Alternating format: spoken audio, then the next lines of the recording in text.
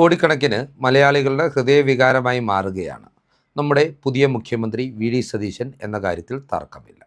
ഇതിനുള്ള നേർസാക്ഷ്യമാണ് ഇന്നലെ കേരള പോലീസിൻ്റെ സർവ്വസന്നാഹങ്ങളും അണിനിരന്നിട്ടും നിയന്ത്രിക്കുവാൻ കഴിയാതെ സത്യപ്രതിജ്ഞാവേദിയായ സെൻട്രൽ സ്റ്റേഡിയത്തിലേക്ക് ഇരച്ചെത്തിയ പതിനായിരക്കണക്കിന് വരുന്ന ആൾക്കൂട്ടവും.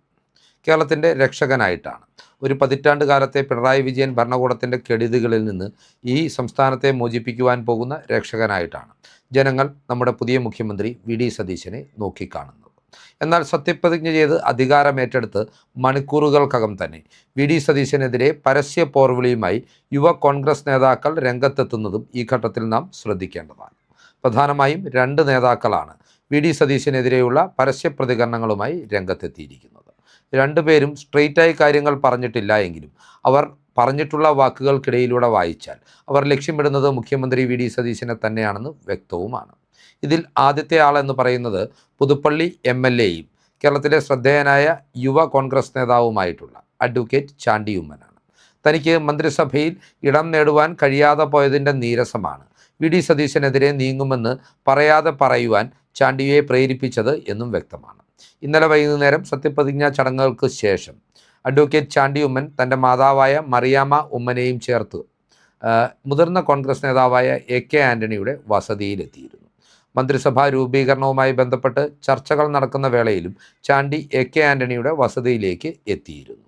ഇതിനൊന്നും പ്രത്യേകിച്ച് അർത്ഥങ്ങളും മാനങ്ങളും കൽപ്പിക്കേണ്ട എന്ന് ചാണ്ടി പറയുമ്പോൾ തന്നെ ഇന്നലെ വൈകുന്നേരം AK ആൻ്റണിയുടെ വസതിയിൽ നിന്ന് ഇറങ്ങിയ ശേഷം മാധ്യമങ്ങൾക്ക് നൽകിയ പ്രതികരണത്തിൽ ചാണ്ടിയുടെ അതൃപ്തി വ്യക്തമായിരുന്നു. താൻ കേരളത്തിൻ്റെ മകനാണ്, അതിനാൽ തന്നെ തനിക്ക് പ്രത്യേകിച്ച് ഒരു മന്ത്രി എന്ന ലേബൽ ആവശ്യമില്ല എന്നാണ് ചാണ്ടി വ്യക്തമാക്കിയത്. ഇതുകൂടാതെ വളരെ സുപ്രധാനമായ ഒരു വെളിപ്പെടുത്തലും നിലപാട് പ്രഖ്യാപനവും ചാണ്ടി ഇന്നലെ മാധ്യമങ്ങൾക്ക് മുൻപിൽ നടത്തി. താൻ പുതുപ്പള്ളി MLA എന്ന ചട്ടക്കൂടിൽ പുതുപ്പള്ളിയിലേക്ക് ഒതുങ്ങിക്കൂടുകയോ കോട്ടയം ജില്ലയിലേക്ക് തൻ്റെ കർമ്മമേഖല കേന്ദ്രീകരിക്കുകയോ ചെയ്യുകയില്ല, നേരെ മറിച്ച് കേരളം മുഴുവൻ തൻ്റെ കർമ്മമേഖലയായി മാറ്റുമെന്ന പ്രഖ്യാപനമായിരുന്നു അത് കോൺഗ്രസ് പാർട്ടിയുടെ ചട്ടക്കൂടിനുള്ളിൽ നിന്നുകൊണ്ടാവില്ല എന്നും ചാണ്ടി വ്യക്തമാക്കുന്നുണ്ട്. ഉമ്മൻചാണ്ടി ഫൗണ്ടേഷൻ്റെ പേരിലായിരിക്കും തിരുവനന്തപുരം മുതൽ കാസർഗോഡ് വരെയുള്ള 14 ജില്ലകളിലും താൻ പ്രവർത്തനങ്ങളുമായി മുൻപോട്ട് പോകുക എന്ന് ചാണ്ടി പറയുമ്പോൾ അത് ഉമ്മൻചാണ്ടിയുടെ നേതൃത്വത്തിൽ പതിറ്റാണ്ടുകൾ പ്രവർത്തിച്ചിരുന്ന A ഗ്രൂപ്പിനെ പുനരേകീകരിക്കുവാനുള്ള ചാണ്ടിയുടെ ശ്രമങ്ങളായിട്ടും രാഷ്ട്രീയ കേന്ദ്രങ്ങൾ വിലയിരുത്തുന്നുണ്ട്. സർക്കാരിൻ്റെ തെറ്റുകുറ്റങ്ങൾ ചൂണ്ടിക്കാട്ടിക്കൊണ്ട് മുൻപോട്ട് പോകുമെന്നുള്ള ഒരു നിലപാട് പ്രഖ്യാപനവും ഇന്നലെ ചാണ്ടിയുടെ ഭാഗത്തു നിന്നുണ്ടായി. ഏതൊക്കെയാണെങ്കിലും ചാണ്ടി ഉമ്മൻ അതൃപ്തനാണ് എന്നും കേരളത്തിലെമ്പാടും നിറഞ്ഞു നിന്ന് പ്രവർത്തിക്കും എന്ന് പറയുമ്പോഴും അതുപോലെ തന്നെ ഉമ്മൻചാണ്ടി ഫൗണ്ടേഷനായിരിക്കും തൻ്റെ പ്രവർത്തനത്തിൻ്റെ കർമ്മപഥങ്ങൾ നിശ്ചയിക്കുന്നതെന്ന് ചാണ്ടി വ്യക്തമാക്കുമ്പോഴും പാർട്ടിയിൽ ഒരു പുതിയ ഗ്രൂപ്പ് ഉണ്ടാക്കുവാനുള്ള ചാണ്ടിയുടെ താല്പര്യങ്ങൾ തന്നെയാണ് ഇതിൽ നിഴലിക്കുന്നത് എന്ന കാര്യത്തിൽ തർക്കമില്ല. എന്നാൽ വി ഡി സതീശൻ്റെ ജനകീയതയ്ക്ക് മുമ്പിൽ ചാണ്ടി ഉമ്മൻ എന്ന നേതാവിന് പിടിച്ചു നിൽക്കുവാൻ കഴിയുമോ എന്നത് നാം കാത്തിരുന്ന് കണ്ട് മനസ്സിലാക്കേണ്ടുന്ന ഒരു വസ്തുതയാണ്. വി ഡി സതീശന് നമുക്കറിയാവുന്നതുപോലെ പാർട്ടിക്കുള്ളിൽ വലിയ പിന്തുണയില്ലാതിരുന്നിട്ടും ജനങ്ങളുടെ പിന്തുണയുടെ ആനുകൂല്യത്തിലാണ് അദ്ദേഹത്തിന് മുഖ്യമന്ത്രി പദവിയിലേക്ക് എത്തുവാൻ സാധിച്ചിട്ടുള്ളത്. ചാണ്ടി ഉമ്മനെ പോലെ ജനകീയനായ ഒരു യുവ നേതാവ്, ഉമ്മൻചാണ്ടിയുടെ ലെഗസിയുടെ അവകാശിയായിട്ടുള്ളൊരു യുവ നേതാവ് മുഖ്യമന്ത്രിക്കെതിരെ രംഗത്തെത്തുമ്പോൾ അതിനു മുമ്പിൽ ഏതു വിധത്തിലുള്ള പ്രതിരോധമാകും വി ഡി സതീശൻ തീർക്കുക എന്നുള്ള ആകാംക്ഷയും രാഷ്ട്രീയ കേന്ദ്രങ്ങളിൽ നിഴലിക്കുന്നുണ്ട്.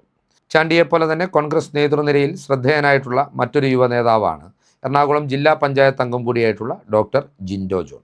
റെക്കോർഡ് ഭൂരിപക്ഷത്തിനാണ് ഈ തദ്ദേശ തെരഞ്ഞെടുപ്പിൽ അദ്ദേഹം എറണാകുളം ജില്ലാ പഞ്ചായത്തിലേക്ക് വിജയിച്ചു കയറിയത്. ദീർഘകാലം വി ഡി സതീശൻ്റെ മനസാക്ഷി സൂക്ഷിപ്പുകാരനായി അറിയപ്പെട്ടിരുന്ന ഒരു നേതാവ് കൂടിയാണ് ജിൻഡോ ജോൺ. എല്ലാ കാലഘട്ടത്തിലും വി ഡിക്കൊപ്പം അടിയുറച്ചു നിന്നിരുന്ന ജിൻഡോയും വി ഡിക്കെതിരാകുന്നു എന്ന കൃത്യമായ സൂചന അദ്ദേഹത്തിൻ്റെ ഫേസ്ബുക്ക് പോസ്റ്റിലൂടെയാണ് പുറത്തു വന്നിട്ടുള്ളത്.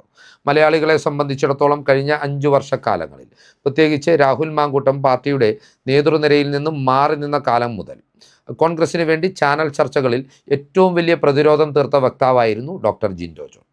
ചാണ്ടി ഉമ്മൻ മാധ്യമങ്ങൾക്ക് മുൻപിലാണ് വി ഡി സതീശനെതിരെ ഒളിയം പെയ്തതെങ്കിൽ ഫേസ്ബുക്ക് പോസ്റ്റിലൂടെയാണ് ജിൻഡോ ജോൺ തൻ്റെ പരിഹാസം വി ഡി സതീശൻ എന്ന മുഖ്യമന്ത്രിക്ക് നേരെ ഉയർത്തിവിട്ടിട്ടുള്ളത്.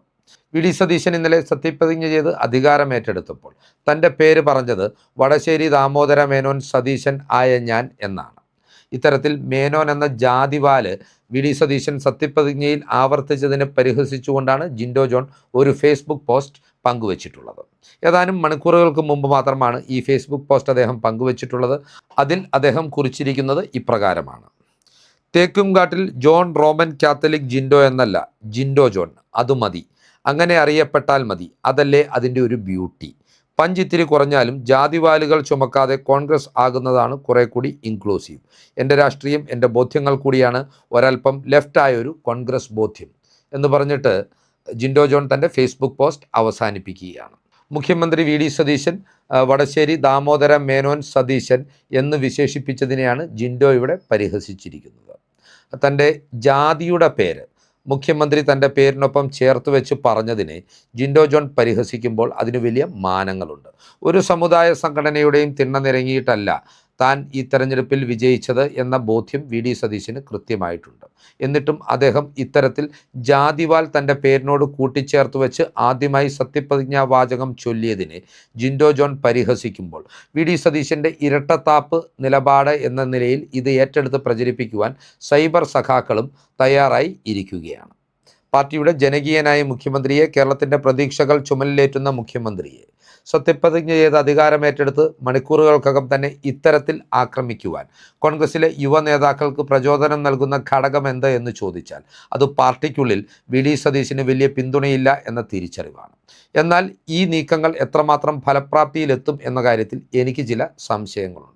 നമുക്കറിയാം, 2006-11 കാലഘട്ടത്തിൽ വി എസ് അച്യുതാനന്ദൻ കേരളത്തിൻ്റെ മുഖ്യമന്ത്രി പദവി അലങ്കരിക്കുമ്പോൾ പാർട്ടിയുടെ ഒരു വിധത്തിലുള്ള പിന്തുണയും അദ്ദേഹത്തിന് ലഭിച്ചിരുന്നില്ല.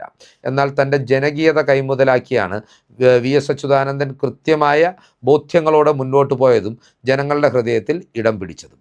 ജനകീയ വിഷയങ്ങളിൽ കൃത്യമായ താല്പര്യങ്ങൾ തിരിച്ചറിഞ്ഞുകൊണ്ട് ജനങ്ങൾക്കൊപ്പം നിലയുറപ്പിച്ചുകൊണ്ട് വി എസ് പിണറായി വിജയൻ എന്ന ഏകാധിപതിക്ക് മുന്നിൽ സധൈര്യം നിവർന്നു നിൽക്കുകയും തൻ്റെ ഭരണം സുഗമമായി മുന്നോട്ട് കൊണ്ടുപോവുകയും ചെയ്തു. അതേ രീതിയിലുള്ള ഒരു ചരിത്രത്തിൻ്റെ ആവർത്തനമാകുമോ 2026-31 കാലഘട്ടത്തിലേക്ക് കേരളത്തെ ഭരിക്കുവാൻ തിരഞ്ഞെടുക്കപ്പെട്ടിരുന്ന മുഖ്യമന്ത്രിയായിട്ടുള്ള വി ഡി സതീശനെ കാത്തിരിക്കുന്നത് എന്നാണ് ഇനി കണ്ടറിയേണ്ടത്. ഏതൊക്കെയാണെങ്കിലും വി എസിനേക്കാൾ കൃത്യമായി സോഷ്യൽ എഞ്ചിനീയറിംഗ് നടത്തുവാനും തൻ്റെ PR വർക്കുകൾ ജനങ്ങളിലേക്ക് എത്തിക്കുവാനും വി ഡി സതീശന് കഴിവുണ്ട് എന്ന കാര്യത്തിൽ ആർക്കും ഒരു തർക്കവും വേണ്ട. ജനങ്ങൾക്കൊപ്പം നിന്നുകൊണ്ട് പാർട്ടി പ്രവർത്തകരുടെ താല്പര്യങ്ങൾ കണക്കിലെടുത്തുകൊണ്ട് തന്നെയാകും താൻ മുൻപോട്ട് പോകുക എന്ന് വി ഡി സതീശൻ്റെ ആദ്യ മന്ത്രിസഭാ യോഗത്തിന് ശേഷമുള്ള പ്രഖ്യാപനങ്ങൾ തെളിയിക്കുന്നതാണ്. ആശാവർക്കർമാർക്കുള്ള ഹോണറേറിയം വർധനവും അതുപോലെ തന്നെ KSRTC ബസ്സിൽ സ്ത്രീകൾക്കുള്ള സൗജന്യ യാത്രയും അതിനോടൊപ്പം പിണറായി വിജയൻ്റെ ഗൺമാന്മാർ KSU പ്രവർത്തകരെ ക്രൂരമായി മർദ്ദിച്ച സംഭവത്തിൽ സ്പെഷ്യൽ ഇൻവെസ്റ്റിഗേഷൻ ടീം രൂപീകരിച്ച് പുനരന്വേഷണം നടത്തുവാനുള്ള തീരുമാനങ്ങളുമെല്ലാം ഇതിനുള്ള വ്യക്തമായ തെളിവുകളാണ്.